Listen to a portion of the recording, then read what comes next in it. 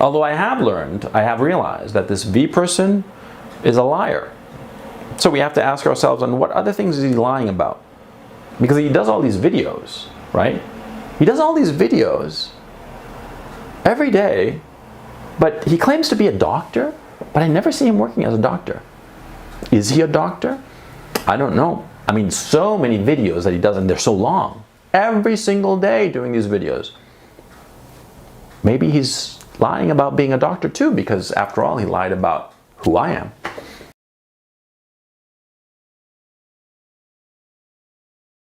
A friend of mine yesterday told me that I had been mentioned in a video, and I missed it. I missed the mention completely. It had been about a month ago.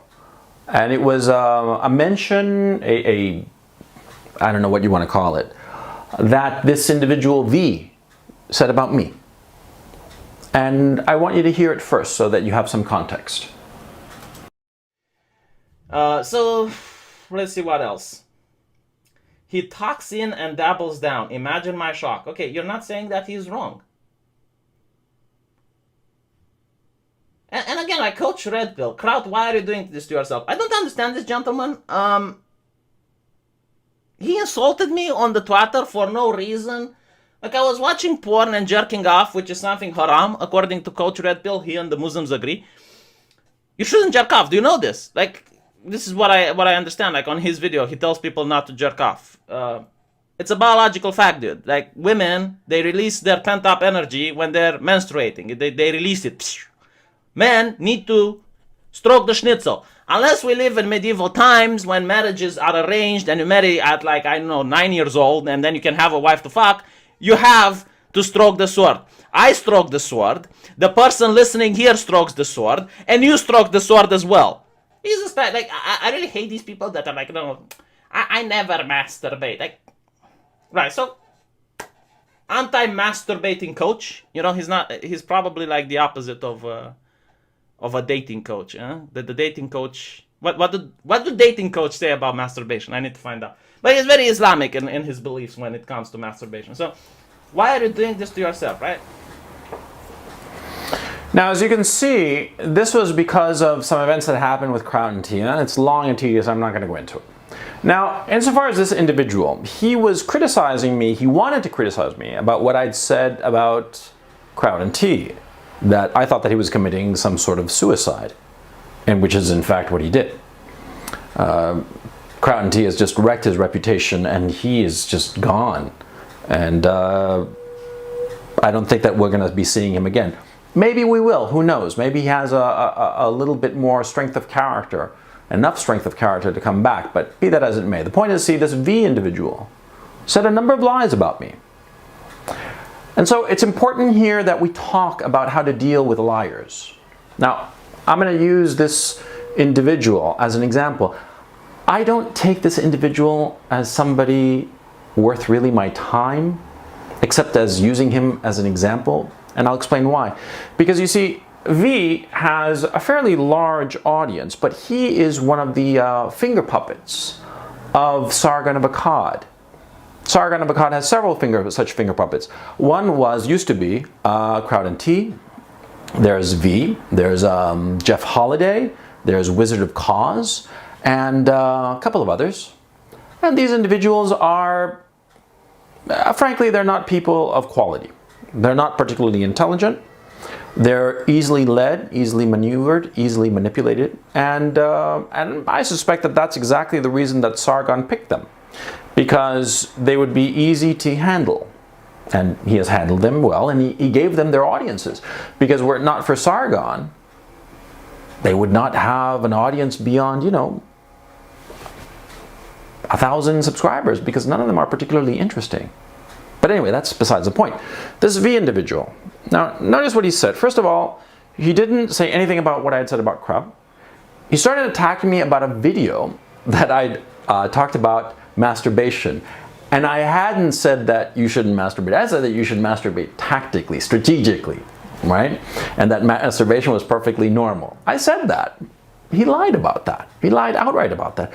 And then he went on this weird attempt to create the inference that I am a Muslim or or akin to Muslims, that just like Muslims who are against masturbation, that I'm against masturbation, so therefore I'm a Muslim too, which is absurd. So there goes a lie number two. He also says here and elsewhere, he says that I'm an alt-right, when I have repeatedly said that I'm not alt-right, although I am sympathetic to many of their preoccupations and concerns insofar as our current society is concerned. But I'm respectfully not a part of the alt-right, neither am I a part of the alt-light or any other political affiliation, probably because, you know, I subscribe to the Groucho Marx a theory of affiliation. I'd never join a club that would have me as a member, right? So anyway, be that as it may.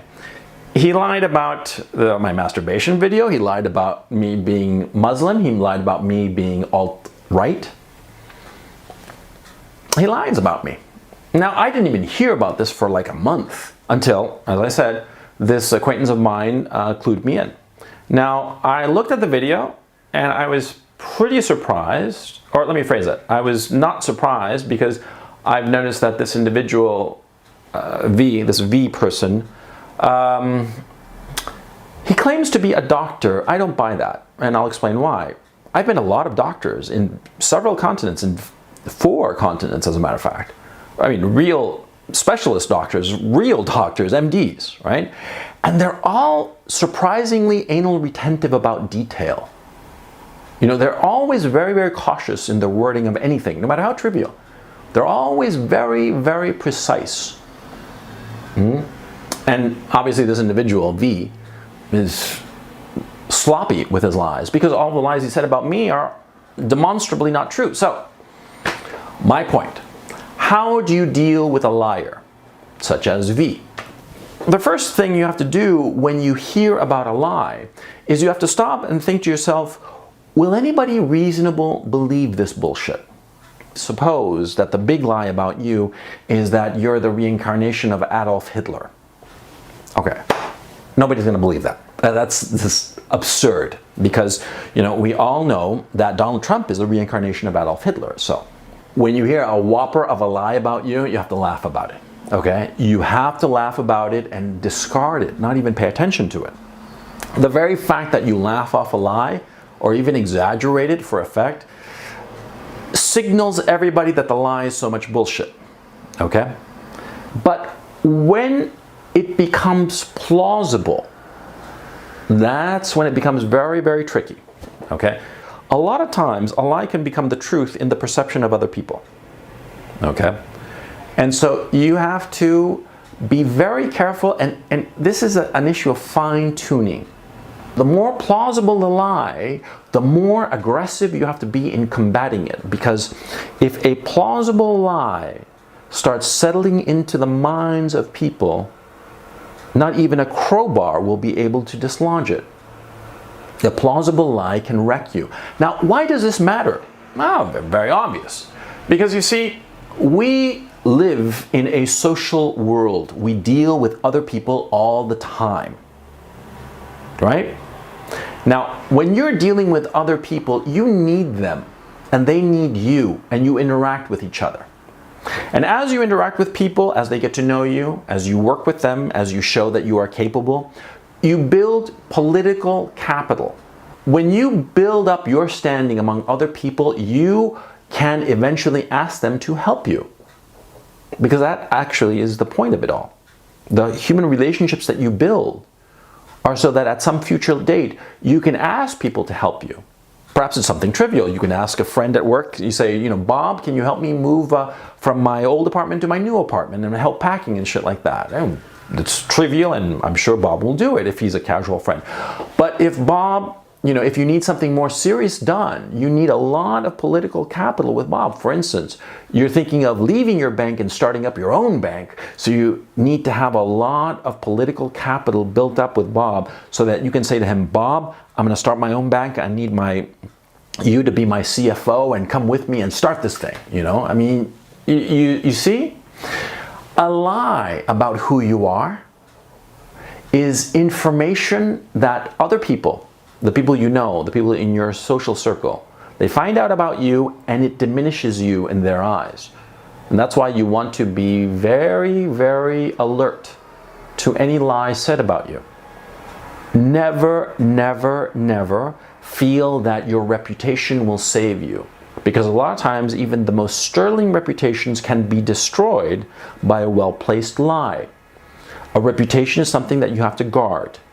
When you hear a lie, a potentially truthful lie or a plausible lie about you, you go and attack it. And how do you attack it?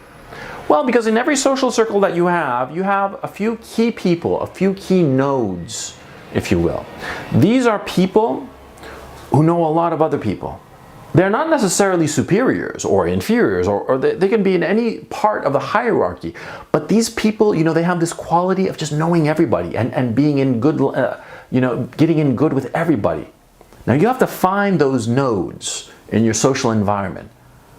And you have to make it clear to them. And not just one, you have to go to every single node that you can find in your social milieu, you know, in your social star system. You have to go to every one of these nodes and make it clear. Tell them the truth. When you just appeal emotionally, it's hard for people to get behind you. You need to give them something, even if it's a very slender fact that might lead people to conclude that you are not guilty of something or not guilty of this lie that somebody's saying about you. You have to give them that. You have to give them a little bit of something, a little bit of fact. Okay? And that's the most important thing, because if you can give them a fact, then they can, with confidence, say, oh no, this lie about my man, it's bullshit.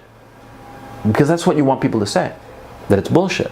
Now, this lie here, insofar as V is concerned, I'm not worried about it at all. Because nobody believes it. Because it's just a bunch of bullshit. Oh yeah, I'm a Muslim? Sure. I'm alt-right. I've said I'm not, and I know that the alt-right do not consider me a member of the alt-right. What was the other thing that he said? Muslim? Oh, and that I was all against masturbation in the video. I'm not embarrassed by the video. I'm proud of it. I think I said what I was supposed to say, which is that, you know, you have to be thinking about what you're doing, but at the same time, the actual topic just makes me embarrassed, and I feel foolish talking about it. But anyway. These lies that this man said about me, who gives a shit? Nobody cares. Nobody believes it. But, see, if it had been something a little more plausible, see, then I have to do something about it, right? I'd have to answer them. Now, and here comes the final issue. It's the fine-tuning. When does a lie stop being outrageous and become plausible? That's a serious problem, okay? And I cannot tell you a rule, okay? Because V lied outright about me, and it was just grotesque lies about me. And so nobody cares, nobody believes him. The only person who got hurt is himself. He looks like a fool. I mean, you see that video. But anyway, he said grotesque lies about me. Imagine he had said incredibly plausible lies about me. Where is that point? And that's the problem. It's like the grayscale. Where does, you know, gray start being more black than white, or more white than black? See, that is something that is very, very difficult to measure. A lot of times, some lie will pop up that is extraordinarily plausible but easily refutable. Now there, you have to, you know, move your little feet everywhere to all these little nodes that I spoke of, and contact them all and show them, you know, like for instance, example, somebody robbed the bank, right? And you say, hey, look, I was here in another city. Or like this case of this man, there was this woman who was walking along some bridge in London, and some jogger came and shoved her in front of a bus, and she nearly got hit by the bus. And they arrested some guy who looked exactly like that guy, like the jogger. And you know, the same build, and lived in that area and stuff. And it turned out that he had been in the United States when the whole thing happened. And it was instantly proven and instantly shown that he had had nothing to do with it, because he'd been a whole ocean away, right? See, when something is plausible, you have to go out there guns blazing with the proof and knock that lie out as quickly as possible, because you never want a plausible lie to be festering. That's the one thing that you have to prevent at all costs. Never, ever, ever count on your reputation to save you. Okay? Never.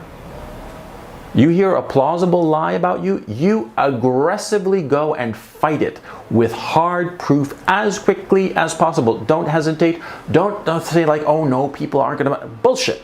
Because people tend to believe the worst. It's easy to believe the worst. And also, it squares with our prurient interest. You know, oh, did you hear that Johnny Smith was like, raping donkeys and diddling himself wherever when he went to Thailand, you know? Ooh, he went to Thailand. What do you think he was doing there? That kind of thing can ruin you. So you have to be very, very aggressive, especially with the plausible lie. Now, with the implausible lie, don't worry about it. Okay, this is something from experience. In the case of this V person, why do you think I didn't mention V's name in the title of this video? Because what's the point of drawing attention to it? There's no upside to me drawing attention to it. Although I have realized that this V person is a liar. So we have to ask ourselves, on what other things is he lying about? Because he does all these videos, right?